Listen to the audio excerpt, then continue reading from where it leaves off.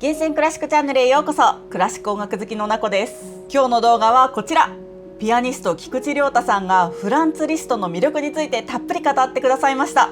菊池亮太さんは数々の国際音楽コンクールで入賞されているピアニストでもあり、東京オリンピックの CM、映画、テレビ、ゲームなど多ジャンルの音楽を提供する作曲家でもあります。 YouTube チャンネルは登録者50万人を超え、リサイタルツアーも行うなど高い人気を誇るアーティストです。そんな菊池亮太さんはピアノの魔術師と呼ばれた超絶技巧の音楽家フランツ・リストの大ファンなんです。今回は菊池さんにリストの魅力やおすすめの曲、そしてなんとリストの曲を演奏するコツまで教えていただきました。最後には菊池さんお気に入りのリストの一曲を特別に披露していただきましたので、ぜひ最後までご覧ください。そしてフランツ・リストの生涯や代表作を詳しく知りたいという方はぜひこちらの動画も合わせてご覧ください。それでは行ってみましょう。よろしくお願いします。よろしくお願いします。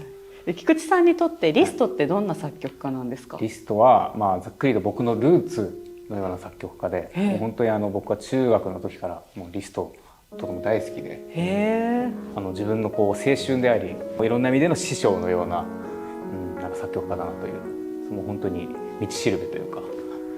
ていう感じですかね。菊池さんが最初にリストにハマったきっかけって何だったんですか？そうですね、これは僕が中学2年生ぐらいの時なんですけども、自分の先生がバラキレフのイスラメーって曲を弾いたんですよ。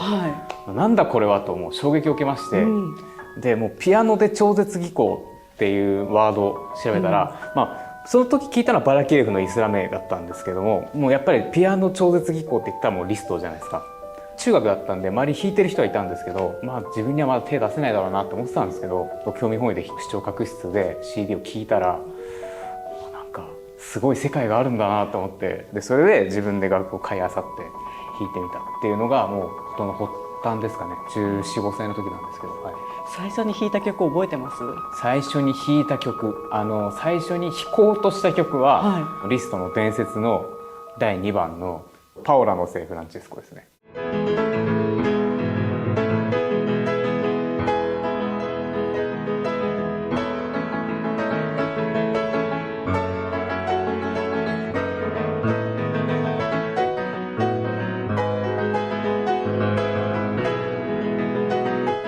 波の上を渡るパオラの聖フランチェスコ。すごいところから行きましたね。そうですね。なんでそこから行ったって感じなんですけどね。そこまで菊池さんを虜にしたリストの魅力って何なんでしょう？中学の自分でも多分分かったっていうことは、そういうことだろうなと思うんですけど、ピアノという楽器をフルに鳴らすこのスケール感、もう入り口としてはそうスケール感、あとはやっぱり超絶技巧、本当にそこから僕は好きになってどんどん沼にはまっていくんですけど、そしてあとはリストっていう作曲家は当時もうスーパースターのようなピアニストだったんですけれども、弾いてるパワーでピアノが壊れちゃうみたいなのあるじゃないですか。フォルテッションが強すぎてピアノの弦がもう切れてピアノ何台も用意してるみたいなのあるじゃないですか。なんかああいうエピソードってやっぱり中学生に刺さるんですよ。なんかそういうところからなんかかっこいいなと思って、シンプルに、なんか多分普通の中学生高校生ロックバンドを好きになるようなあると思うんですけど、なんかあれに近い感覚だと思うんですよ。確かに。でリストっていう作曲家はもうそこからどんどん内に向かっていく作曲家だと思うんですね。宗教の道に入って、で作曲家になって、でそのだんだん最後はマスタークラスってもう生徒をたくさん取って、最後はもう生徒を抱えながら僧としての生活もしながらっていう、もうだんだん開けたところから内にこもっていくっていう作曲家だと思うんですけど、そういうところも含めて、すごく魅力的だなと、魅力的な人生だなというふうに思います。なるほど。菊池さん今までたくさんリストの曲弾かれてきたと思うんですけど、菊池さんの一番お気に入りのリストの曲でいうと何ですか？一番を決めるのは難しいんですけど、これちょっとマニアックな曲言ってもいいんですか？野草曲夢の中にっていう最晩年の作品、本当にこれリストが作ったのってぐらいシンプルな曲で、あとはこれは中盤のリストが41歳の時に作った超絶技巧練習曲の第11番の有名の調べっていう曲。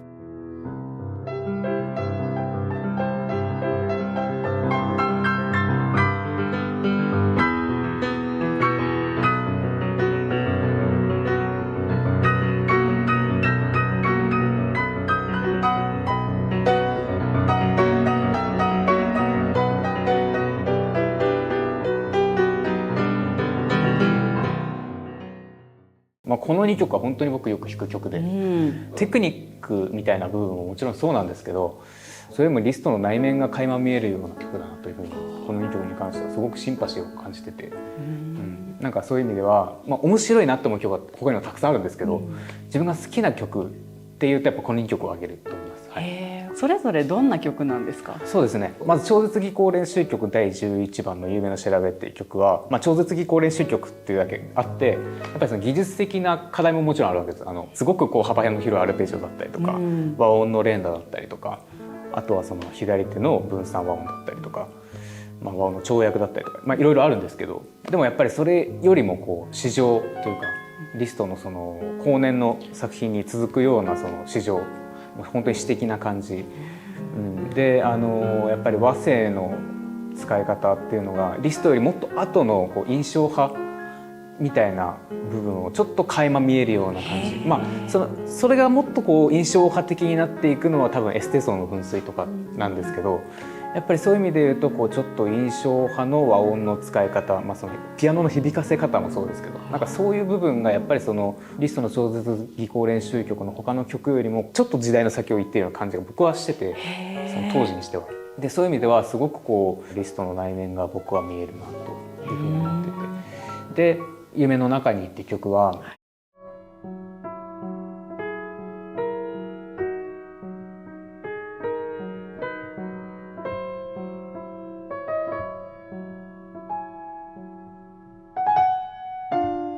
リストがもう亡くなる何ヶ月か前に作ったような曲で、やっぱりもうあれだけの超絶技巧でもうスーパースターでみたいな人がもう最後はやっぱりそのリストが最後に言ったのは、もう自分のお葬式はもうやってくれるなと、もう自分のお葬式はそんな派手じゃなくてもいいから、もうそんなにレクイエムもいらないし、もうで共同墓地に埋めてくれと、あれだけのもう本当に皇族のような栄光を極めたリストがもうそういうふうに言うんですけども、最後の方にでそのリストの内面が出たような当時の音数のもう何百分の1何千分の1ぐらいのもうそぎ落とされたリストのこの心情っていうのが、そこにそのままあるような感じがしてて、でそういう意味ですごく僕はこの曲は大好きですね。このリストはあまり聞いたことがなくて、それこそ中学生の時の菊池さんのような方ですね、初めて聞きますという方に向けておすすめしたい曲というとどんな曲ですか？おすすめしたい曲はハンガリー教師曲第2番、あとはやっぱり有名なところでいくとやっぱラ・カンパネラとかになるんじゃないかなというふうに思います。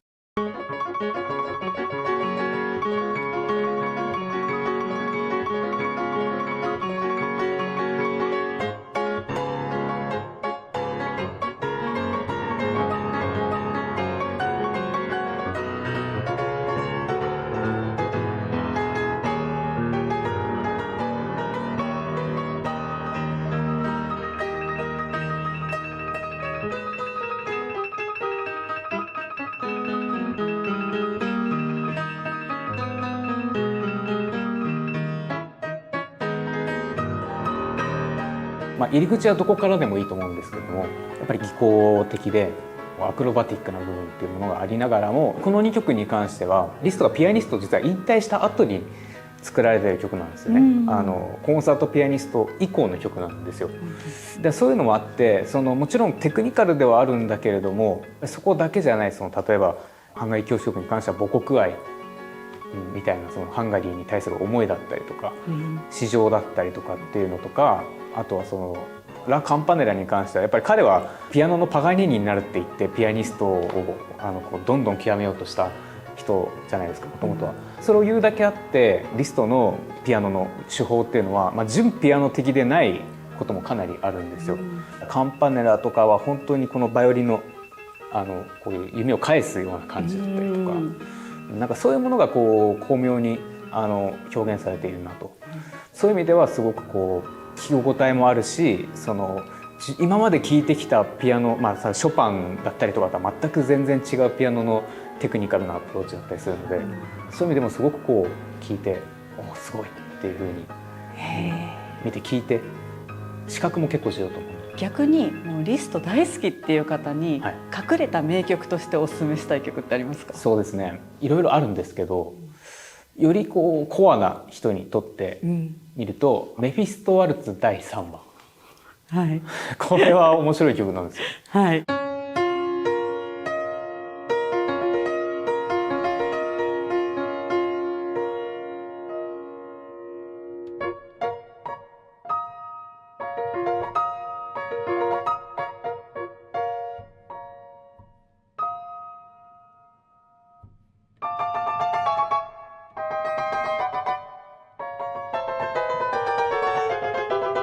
これリスト本人もすごく気に入ってたみたいで、最近詩としてのリストっていう本を僕は昨年購入して読ませていただいてるんですけども、リストってどうもこれ多分間違ってないと思うんですけど、自分の自信がある曲に対してあえてこう自分をちょっと下げるような言い方をすることがあるみたいで、音楽院を出れなかっただろうなこの人はみたいな反アカデミックみたいなところにちょっと誇りを持ってた部分もしかしたらかもしれないんですけど、それぐらいなんか当時のリストは自分がこの作品を先進的な作品であるというふうな自負をなんとなく持ってたんじゃないかなっていうふうに、直接的には言わないんですけども、でもなんかそのお弟子さんがそのリストのレッスンをメモしているんですけども、おそらく師匠の自信作であろうと思うっていうふうに書いてあったんですよ。多分その当時のリストの言い方的に多分そうだったと思うんですけど、19世紀の曲とは思えないような曲です。私みたいな素人からするとリストと言われるとやっぱり派手さとか、テクニカルなところに注目しがちなんですけど、今菊池さんの話聞いてるとかなりその精神性の高い、そうですね、芸術作品として曲を高めていくっていうような意識もすごく強かったんだなというふうに思いますね。そうですね、リストっていう作曲家は後年ピアニストを引退した後、それで作曲の道にも行くんですけども、やっぱりそのもっと後とかになるとやっぱりその僧になるんですよね、キリスト教の。だからそれはもう本当に彼の内面の表れで、そのキリスト教の僧になる、その結果的になったのは大人になってからなんですけども、そのキリスト教の僧になりたいっていうその願望欲求は少年時代からどうもあったらしくて、だからそういう意味ではその彼はもちろん自分が世の中を渡っていくためだったりとか、自分のこう感情を表現するためだったりとかでっていう意味でのそのピアノの超絶技巧で、その超絶技巧のリストっていうイメージ付けを多分するっていう意味でも多分そういう作品を残した部分もきっとあったと思うんですけど、そういう風な演奏をし、でもやっぱり一方でその自分の内面にあるものとの乖離みたいなものは僕は常にギャップっていうんですかね、リストは僕は結構あった人だと思うんですよね。その自分の作品と自分の気持ちが常に結びついている人、もちろんそういう人もいますけど、でもなんかそういうよりは外から見た自分っていうのと自分の中にある自分っていうものが常にこう乖離してて、そことのギャップに常にこう苛まれていたような人だと僕は思ってて、晩年になってどんどんこう現代音楽に近くなっていくんですけど、テクニック的にもこうシンプルになっていったりとかっていうことがあるんですけど、それはやっぱりその内面性がこうどんどんこの世の中から見たリストってものがこう削ぎ落とされていって、最後にこう骨が残るみたいな僕は印象があるんですよね。菊池さんがそのリストに共感するっていう言葉を使ってらっしゃったのが印象に残ってるんですけど、菊池さんがこのリストという作曲家に共感を覚える部分、ポイントってどんなところなんですか？共感といったらおこがましいのかもしれないんですけど、リストは結構そのいろんな部分でコンプレックスを持ってた人だったと思うんですよ。実はあれだけ完璧に見えるじゃないですか。本当にかっこよくて、もう超絶技巧でもう当時でもう最高のピアニストっていうふうに言われるぐらいの人だったんですけども、やっぱりその子供の時からいろいろこう複雑な生い立ちを送っていて、まずその彼は国籍の問題とかもあって、音楽院に入れなかったりとか、あとはそうですね、ツェルニーに習ったんですよね。でそのツェルニーからはその天文は認められたものの、テクニック的にまだちょっとこうあれだからちょっと自分が強制しますっていう風に教えてもらったりとか、もちろん後年その超絶技巧の本当に第一人者として名を成していくわけですけど、やっぱりそのコンプレックスに抗うために自分はもう誰よりもテクニックを極めて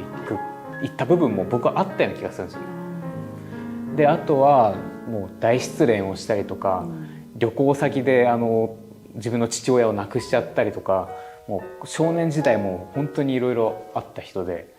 やっぱりそれがこう晩年に至るまでもうずっとこう影を引きずっていたような感じがするんですよね。そういったそのコンプレックス、そのアカデミックな意味でのコンプレックスだったりとか、その自分の国籍のせいで入学拒否されたとか、あとはその自分の恋が実らなかったっていうのが全部極端な形でリストは出てると思うんですよ。自分の本当の恋が実らなかったことでもあれだけ恋大きい男になるわけじゃないですか。でそのテクニック的な部分のコンプレックスもあって、もうあれだけテクニックを極めて当時のピアノの限界を突破するぐらいのテクニックを得たりとか、もう本当にだからコンプレックスの人だなと。でやっぱりその何よりも宗教の道に入る最初の段階では叶わなかったんですよね。ピアノメーカーとのつながりもあって、なかなかこう最初はやっぱり天才少年リストとして売りたかったんですよ、周りは。でそういうのもあって、やっぱり彼は音楽の道を若い時には離れられなかった部分もあった。まあもちろん生涯離れはしないんですけども、一線から退くことはできなかったわけですよね。だけれどもやっぱりその後年には宗教の道に入ってどっぷり使っていくと、なんかそういうコンプレックスを一個一個こうある意味ではこう花開かせていく様でも、そこにこう執着していた部分もきっとあった人だと思うんですよ。でその反動で最後はもうシンプルになる、そんなに派手にやってくれるなという感じになっちゃったような気もするんですけど、でもなんかそういう人だなと、全部がもう天から与えられたものでもう完璧でっていうことではなくて、反動、やっぱり自分自身もいろんなコンプレックスを抱えながらやっぱり生きてるわけじゃないですか。いろんなコンプレックスだったりとか、いろんな欠点、人間としてもそうですし音楽的な部分もそうですけど、でもやっぱりそういうのを見るとより人間臭さが見えて、リストですらここなんだから俺が悩むのしょうがないよねみたいな多分あると思うんですよね、誰しも。隣の芝生は青いって言いますけど、でもそういうことだけではないんだよっていうのをなんか人生を持って教えてくれる作曲家だなというふうに思います。あの時代のパリの作曲家たちの集まり、もう天才と呼ばれるメンデルスゾーンとショパンがいて、そうですね、奇才のベルリオーズがいてっていう中で、本当に群雄割拠ですもんね。群雄割拠ですね。特にショパンに対してはすごくこう自分が持ってないものをもうこの人は持ってるっていうふうに多分ずっと思ってたんじゃないかなと思うんですよ。それはショパンも同じだったと思うんですけどね、どう頑張ってもリストのようには弾けないっていうふうには多分割り切ってた部分もショパンはあって、でリストの方がもうこういう感じだったと思うんですけど、お互いにあったんじゃないかなっていう、特に面白いなんか時代だなというふうに思いますね。ですね、リストの曲を弾くのにコツってあるんですか？コツ、そうですね、これは実際に弾いてお話しした方が早いですか？いいんですか？ちょっとかいつまんでですけど、はい、あ、嬉しいです。じゃあちょっとやってみましょうかね。はい。リストといったらもう和音連打だと思うんですよ。和音連打、そしてオクターブの連打で、マゼッパとかでこれの途中でこういうとこが出てくる。すごい早くやると。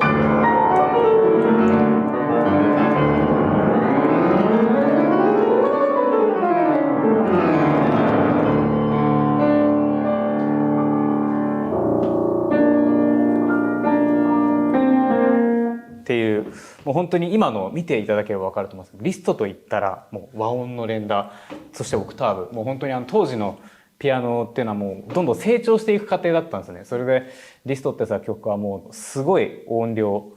ていうのを売りにしていた部分もあって、やっぱりそのリストの作品のオーケストラ的なこう部分っていうものを増長する一つの要素でもあると思うんですけども、このコツは手を固めすぎないこと、力みすぎないこと。私今ちょうどこれ小指つりそうだなと思って見てました。これよくありがちなのが、もうここら辺をこうがっちり固めてやっちゃう。でピアノ下に押し込みすぎちゃうと、例えばナゼッパの途中の部分とかだとできなくなっちゃうんです。こういうのはこの腰からこの部分からっていうのを、一歩の鞭のような感覚で、力ってこう一回入れるとこう下に落とすともうそれ以上力いらないんですよね。もう減衰するだけなんで、瞬発的に落としたらもうすぐ抜くっていうのをこうよりこう速い速度で。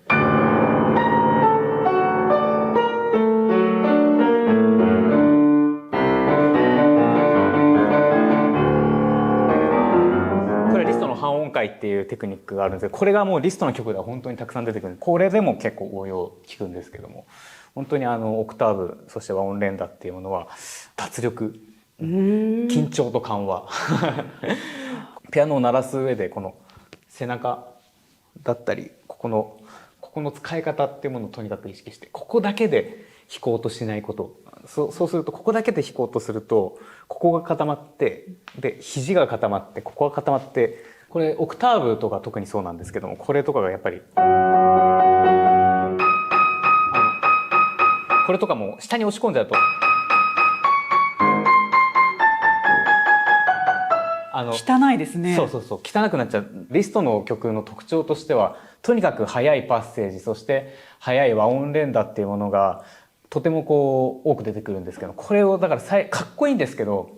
それをもう最初から早く弾くっていうことを、もうその早く弾きたいっていう気持ちをちょっと抑えて、自分の動作っていうものをこう確認しながらやる。例えばこれとかも下に押し込むのではなくて、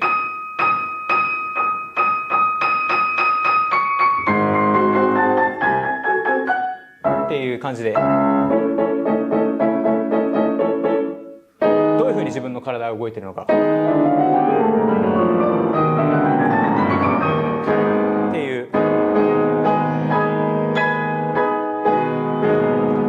いう特に和音連打っていうものはよくこういうのが出てくるので、こういう動きを確認しながら体と心を柔らかくして取り組むことが大事だと思います。心も大事なんですか？心も大事です。やっぱりリストの作品って難しい曲を弾かないといけないっていう気持ちでやっぱり取り組むと思うんです、皆さん。でももっとこう気を楽にして、やっぱりこう焦っちゃうとこうどんどんこう崩れていっちゃうんですよ。こう言ったらなんですけど、元も子もないこと言いますけど、弾けなくても死にはしないじゃないですかっていうぐらいの気持ちで、弾けたらラッキーぐらいの気持ちで、そしてじゃあ弾けるように、一つのゲームをクリアするような気持ちで、じゃあここをクリアするためにどういう風な体の使い方をすれば、例えばゲームで言ったらこいつを倒すためにこの装備をしてこのアイテムを持っていってこの攻撃を仕掛けていけば勝てるみたいなのがあるじゃないですか。そういう風に一個一個こう段階っていうかプロセスってものを考えながらやるってことが、これはリストのどの曲をやるにおいてもかなり重要なんじゃないかなというふうに思います。で、リストの作品のもう一つの特徴としては、細かいパッセージの中にメロディーが入っているっていうことが結構あって、例えばリストのため息とか、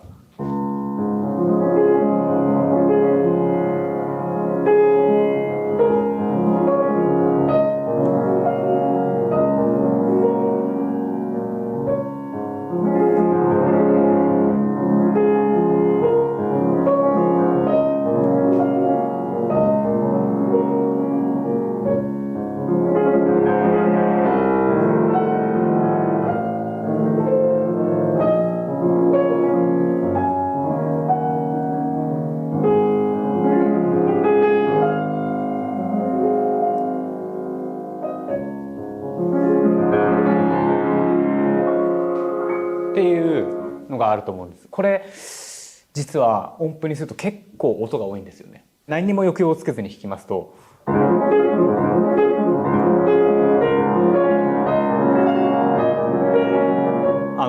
埋もれちゃうんですよ、音が。それぐらい音が多いんですけど、この細かいパッセージを処理した上で、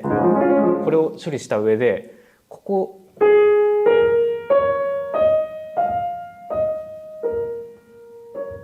のフレーズってものをこうちゃんと歌わせないといけないっていうのがかなり多いんですよ。これ3本の手っていう風なリストがよく使った伴奏とその上のアルペジオと内声が同時になっているような、例えばこれ後半でこ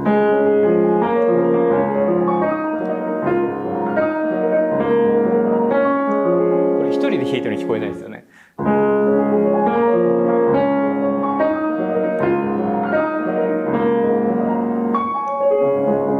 何が起こってるかっていうと、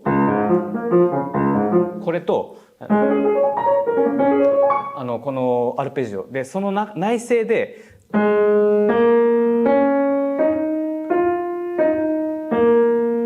ていうのが左右で振り分けて弾いてるんですよ。でこれを組み合わせると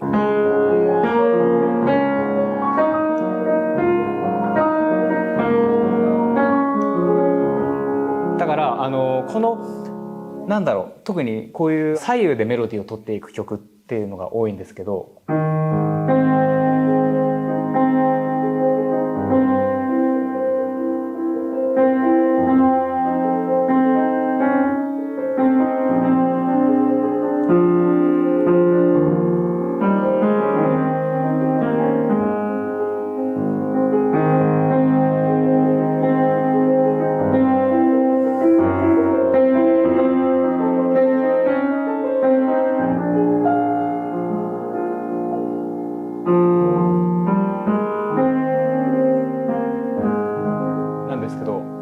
これ、今お気づきだと思うんですけれども、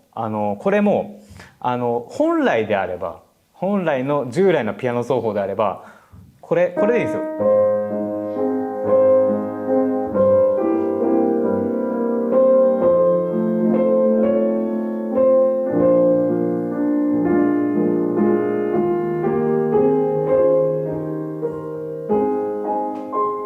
これでいいんですよ。これあえて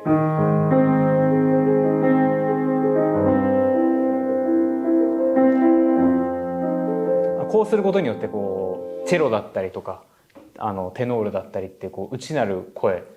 みたいなものをこう表現しているような感じは僕はするんですけど、深みがある感じがしますね。より深みが出るんですよね。でこれをより深みがあってでなおかつもちろん複雑なテクニックを使ってはいるんだけれども、それを悟られないようにやるのが結構重要で、どうしたらいいのかっていうと、も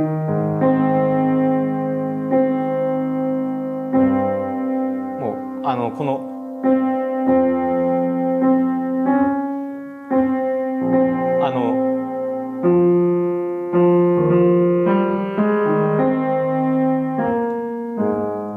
このメロディーを弾く指だけで練習する。でそれでどうやってフレーズを音合わせるのかっていうことをまず自分の上で整理して、じゃないとなんかこうごちゃごちゃしちゃうんですよね。このだからそのバランスがちぐはぐになると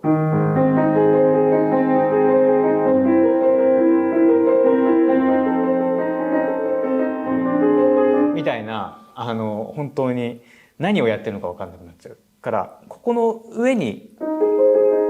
れはもう伴奏なんですよね。右手が伴奏。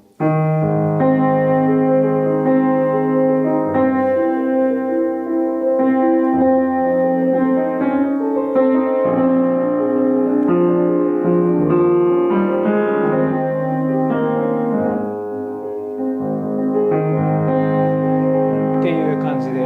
やるとよりこう音楽的になるんじゃないかなというふうに思います。ありがとうございます。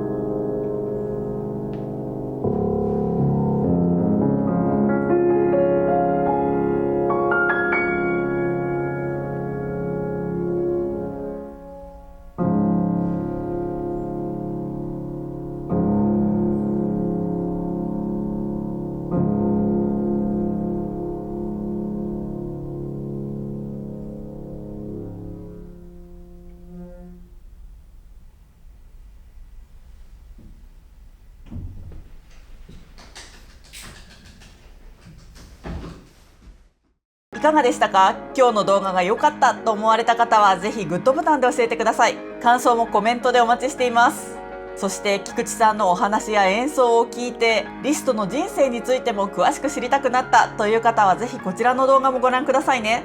厳選クラシックチャンネルではクラシックをもっと身近にをモットーに毎週金曜日夜8時にクラシック音楽を楽しむ入り口となる動画を配信しています。有名な作曲家の人生と代表作、クラシック音楽の歴史の流れ、オーケストラ楽団演奏家の紹介や有名曲のご紹介などをしています。クラシックに興味がある、クラシックにもっと詳しくなりたいという方はぜひチャンネル登録をして一緒にクラシック音楽のある生活を楽しみましょう。それではまた次の動画でお会いしましょう。ブラビー！